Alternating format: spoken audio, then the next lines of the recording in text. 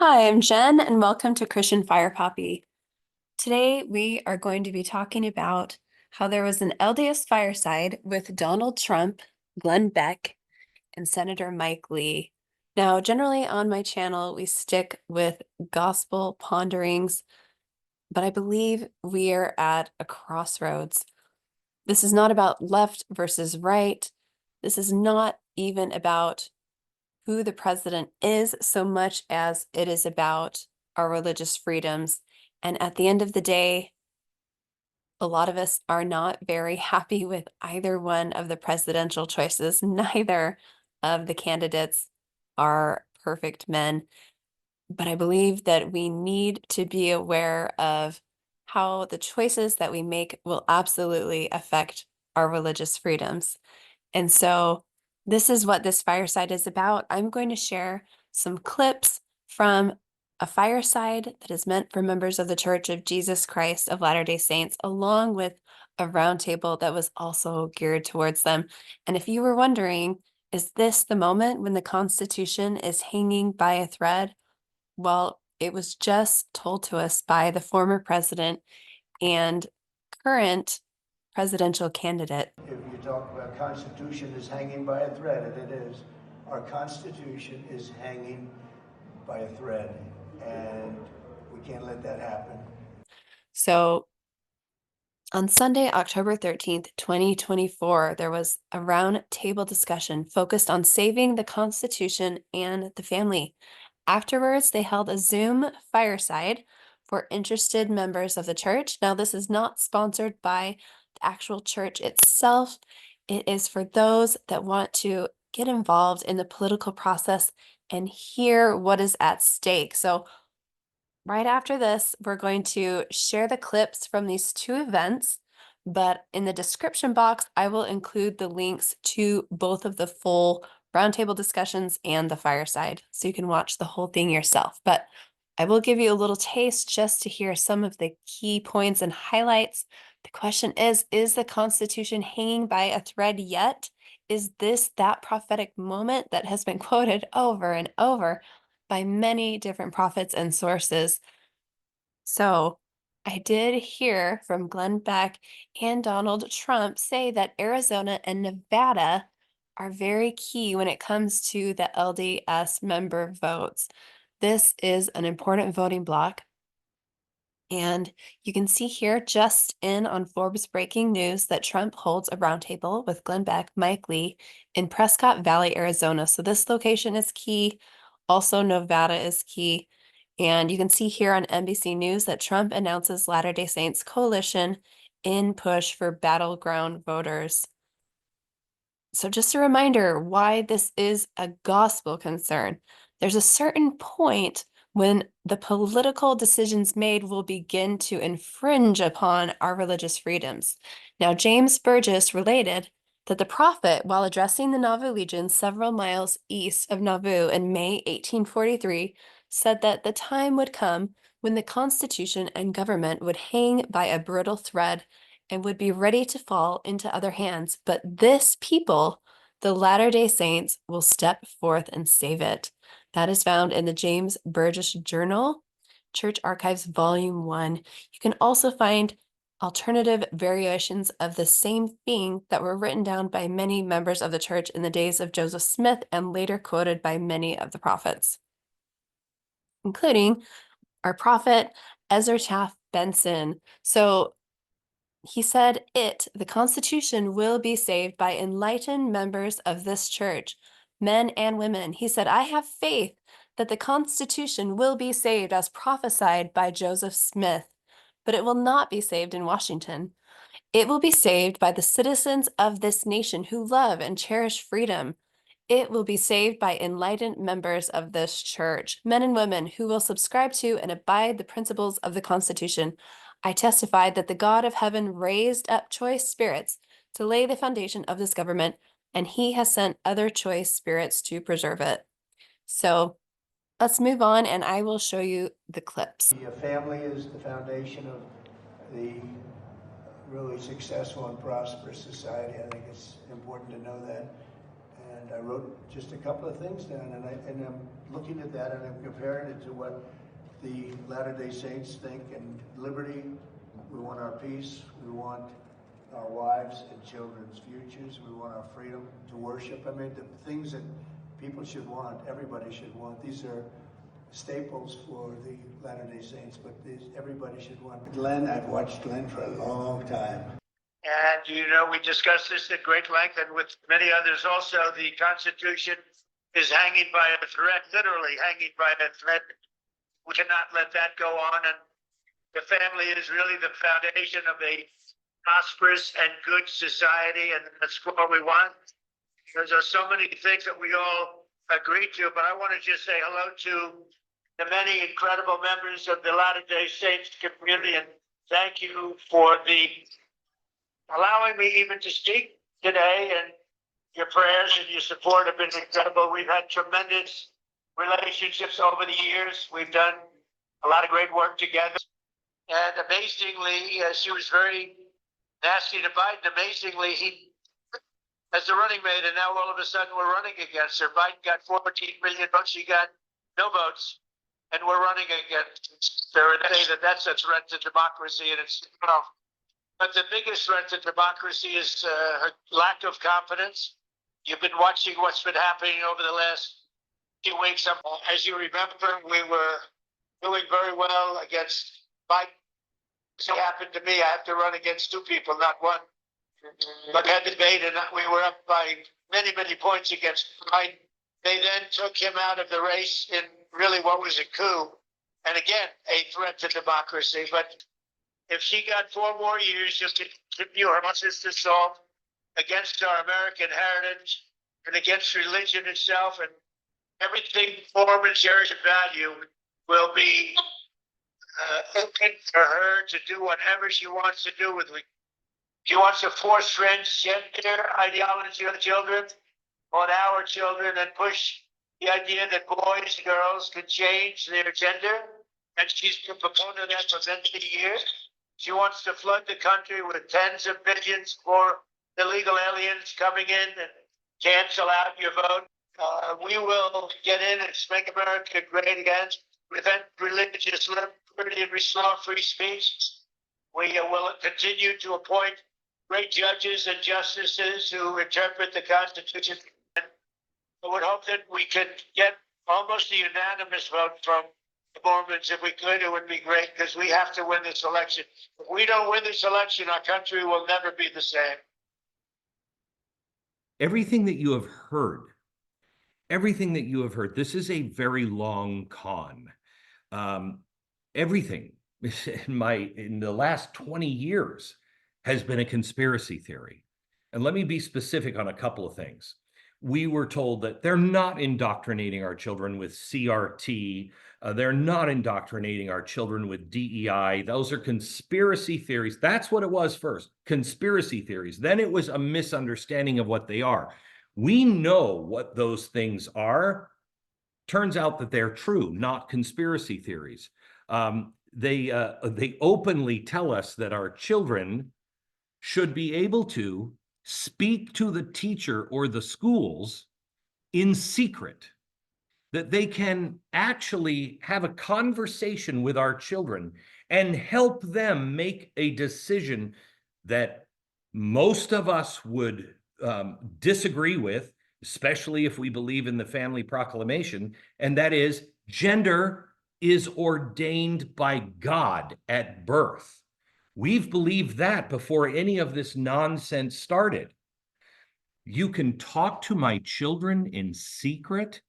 That makes you a predator. I'm not saying a sexual predator, but a predator nonetheless. We are destroying the family. We are destroying men. We already destroyed men. Now they're setting out a course to make men women. And I don't mean like kind of more sensitive men. I mean women. We know that is not true. And yet so many of us tolerate this. They're tearing our communities apart, our safety for our families apart. When BLM happened, remember, it was Kamala Harris that actually came out and bailed people out and said that these riots should continue, and they will continue. But, you know, the fact that they had on their own website, Black Lives Matter, one of their goals was to, and I quote, destroy the nuclear family. That was a conspiracy until it was proven by showing it on their own website. But how many people even know that that was on their website? How many people know the truth of all of these things? How about this? We've just been told that the border is not out of control. In fact, it's better than it's ever been. And Donald Trump was mocked for saying that they're sending us their worst. They're opening up their prisons. Do you remember how many people rolled their eyes when they heard that? What do we know now? We know that Venezuela, for one, which is in concert with Hezbollah and Iran, are not only taking their worst gangs, but training their worst gangs to be worse than they already were, and then bringing them over to Iran, and then they come across our border. That was, of course, a conspiracy theory that Donald Trump was mocked. We now know it is absolutely true. How about FEMA taking the money, their money, FEMA's money, and spending millions and millions and millions of dollars paying for the hotels? We all asked ourselves, who's paying for these hotels? Well, that was a conspiracy theory that FEMA was doing that. It's a conspiracy theory that, as Mike Lee will tell you, it was one of the first bills they passed.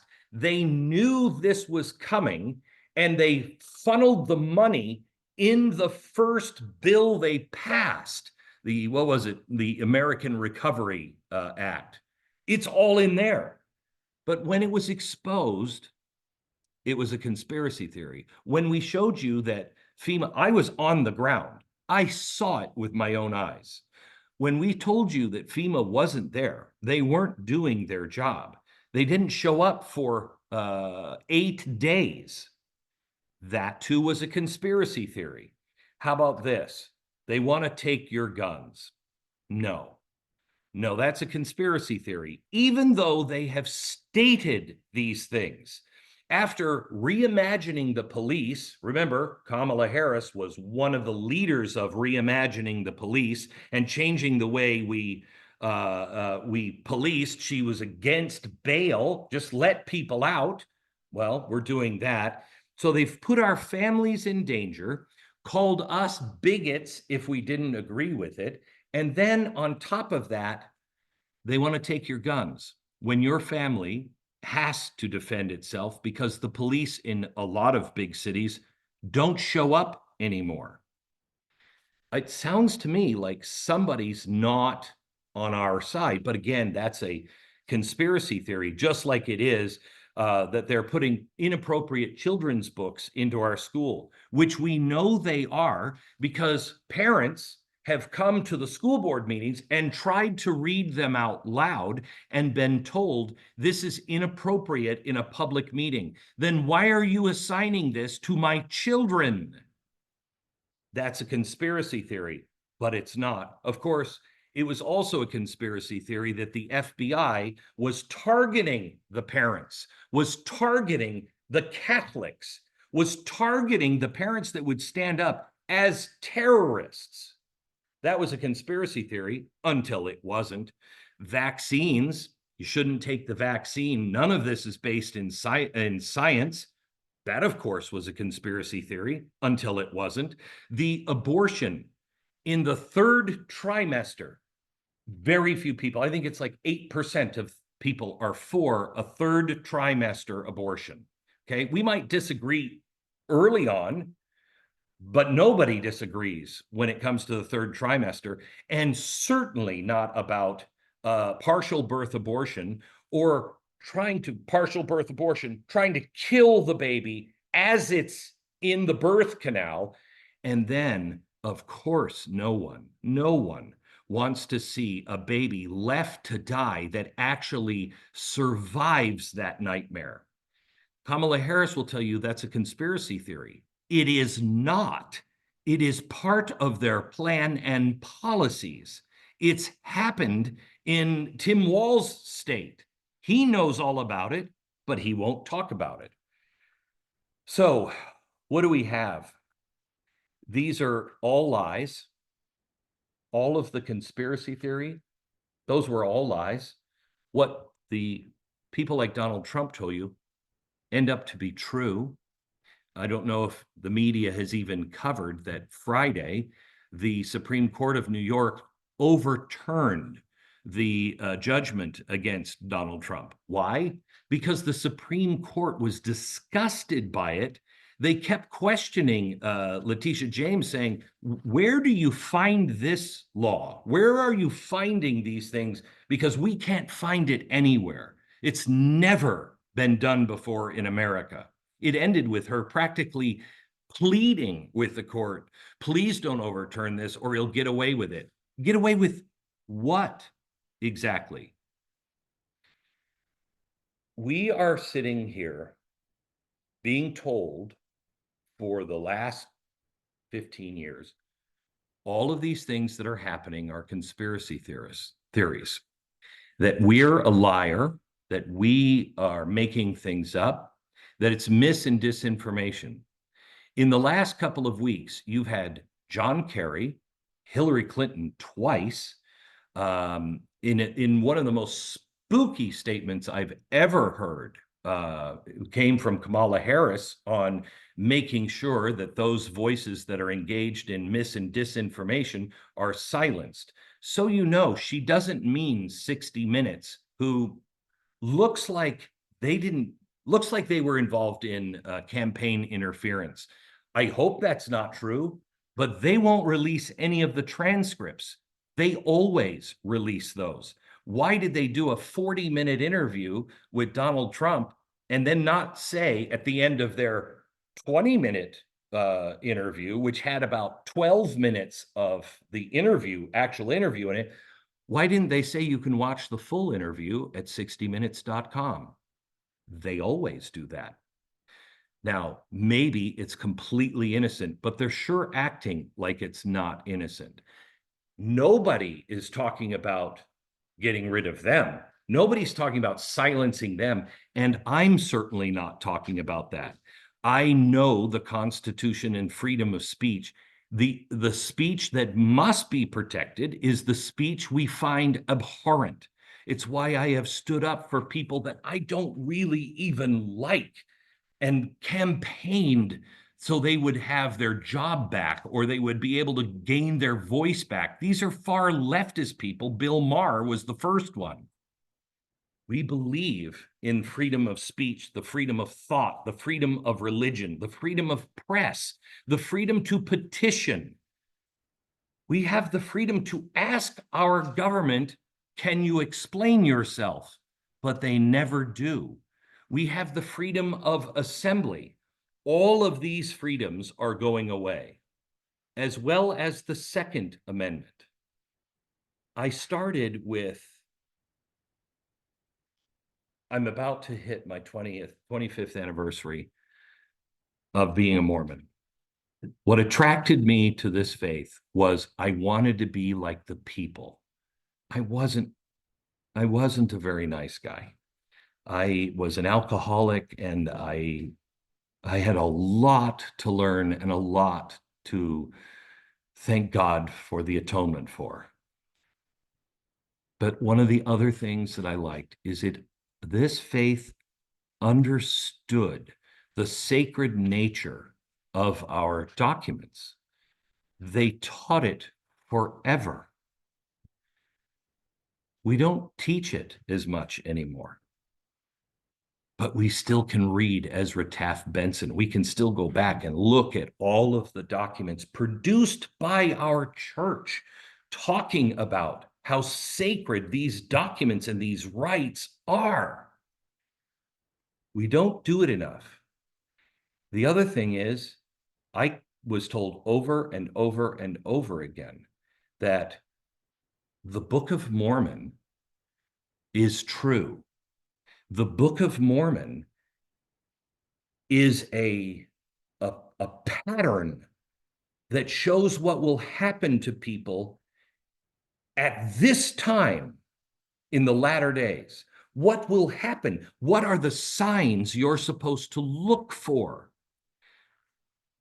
I don't know if it's because too many people have been raised on this religion and they've just always heard it, but you should reread the Book of Mormon because it's telling us exactly what time it is. The Constitution is hanging by a thread. You know who gets that? Some Democrats. Elon Musk gets that. Tulsi Gabbard gets that. RFK Jr., an icon of the Democratic Party, says this party is dangerous. I have to stand with Donald Trump. They get that. Why don't we get that? We have been given so much more than anybody else. What is wrong with us? I would like to leave you with a challenge. Go find one person that's on the fence. Go find one person of our faith that does not just, I can't vote for Donald Trump because of X, Y, Z.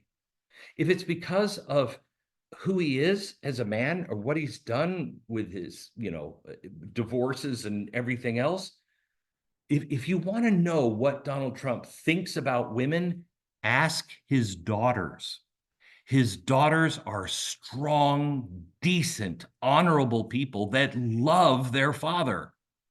I have to tell you, if I could have the success that that man has had with his family and his daughters in a broken marriage where he still co-parented with his ex-wife, that's miraculous. I would urge you to pray on the fact that we are the Church of Latter-day Saints. What time is it? And if you say, I can't vote, I'm wearing this t-shirt from Bonhoeffer, not to act is to act, not to stand is to stand, not to speak is to speak. Your vote, even if it's happening in place where you're like, well, it's all going to go to the Democrats or it's all going to go to the Republicans, your vote counts. You know where it counts? In the eternities. We are all going to be held responsible, especially us with additional information. We are going to be held responsible. What did you do when the freedom of not just your children and your grandchildren, but the children all over the world was at stake? What was it you couldn't get past? What was it you ignored? This is the time, and this is the time that we are to rise up as God-fearing people with our voices and our votes. Get one person off the fence and bring them to the polls.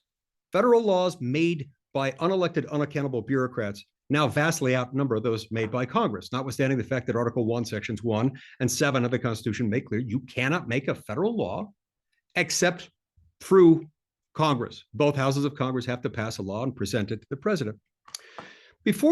All these things show Donald Trump's much more favorable commitment to the Constitution than Kamala Harris. She rejects those things fundamentally. She belongs to a party that has become overtly contemptuous of things like the Electoral College, of things like the non-representative Senate, because the Constitution says that every state shall be represented equally in the United States Senate. Kamala's party is openly hostile toward those viewpoints. Then when we get to the Bill of Rights, you look at your First Amendment rights, freedom of speech, freedom of religion, redress of grievances. Kamala has sought to curtail those things, as she has the Second Amendment interests. And then let's talk about the big elephant in the room, religious freedom. This is one of the areas where I find most disagreement with our Latter-day Saint friends who have chosen to defend and protect and advocate for Kamala Harris, because one cannot support Kamala Harris and call her a friend of religious freedom. Those two things don't exist. Now, the news media, including, unfortunately, to a significant degree, with an assist from the news media empire owned by our church, KSL and the Deseret News, have unfortunately helped to sort of sanitize and gloss over Kamala Harris's legislative record. But having served with her for the entirety of her 4 years as a U.S. Senator, I can tell you something very, very disturbing that every Latter-day Saint should be aware of before casting a vote for president this year. She's the sponsor of a bill called the Do No Harm Act. And like many bills introduced by Democrats, this title is deceptive. It is deceiving because this bill is anything but one that does no harm. The purpose of the Do No Harm Act is to essentially gut the Religious Freedom Restoration Act. I live in Provo. Just a few blocks from here is a great university called Brigham Young University, my alma mater. BYU recently announced that it's starting a medical school. One of thousands of examples I could point to. Let's use their yet to be formed but under development medical school. When you have a medical school, you inevitably have doctors, professors at your medical school who practice medicine. And if at some point a Kamala Harris administration were to step in and mandate either that all hospitals receiving Medicare and Medicaid funds must perform abortions or sex change operations or you name it, and BYU's medical school decided that it couldn't do that, consistent with BYU's religious mission, that's an easy case for you to invoke the Religious Freedom Restoration Act. But in Kamala's America, under Kamala's bill, that would be off the table. And I can point to thousands of other hypothetical examples and not so hypothetical examples of where this would come into play. So if you or someone you know is being tricked into thinking that you've got to vote for Kamala Harris because she's the nicer person, she's the more righteous person, I'm sorry, that assumes facts, not in evidence. If you assume that you can vote for Kamala Harris and not really seriously threaten religious liberty, you are sadly mistaken. Remember, as some others on this call have pointed out,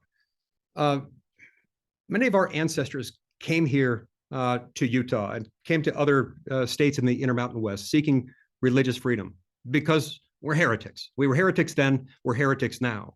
It's just that the reason why we're persecuted today has a little bit different things. Back then, we were persecuted more for our more nuanced views on things like the Godhead, the Trinity, the Book of Mormon, modern prophets, things like that. Today, we're persecuted much more for teachings that the church holds, including those on abortion, which, despite what Kamala's LDS friends like to say, her stance on abortion can in no way, shape, or form be reconciled with the church's anti-abortion stance. Today, we're persecuted much more for the fact that many of our church's teachings and our core doctrines are just incompatible with the woke, radical, progressive agenda. And so that's the basis of our persecution today. If you elect Kamala Harris as our next president, you are sowing the seeds for the destruction of the Religious Freedom Restoration Act, and with it, religious freedom itself. We don't want to be the weak link between our ancestors and our descendants. We don't want to be the weak link who enables, who facilitates enemies of religious freedom, those who would persecute us, those who would punish us for what we believe. Not now, not ever. I close by telling you that it's my personal view, rooted in the scriptures and rooted in my own faith, that America is indeed a special land. It was a land set aside for a free, prosperous people, a group of people who would be free from tyranny as long as they were not fully ripe in their iniquity. There are indeed so many righteous people in this country, in our faith, outside of our faith. There are good people. Sometimes our government gets ahead of itself, and this is one of those times. This is one of those times where we need Donald Trump. Sure, he might not remind you of your bishop or your stake president, but I know him, and there is great good in him. And the good that he did as president of the United States will be replicated and indeed magnified in his second term. And as good as he is, Kamala Harris would be equally destructive of everything we hold dear in our constitutional republic. I humbly implore all within the sound of my voice to vote enthusiastically for Donald Trump and to find anyone in your circle of influence who will listen and convince them to do the same. Thank you very much.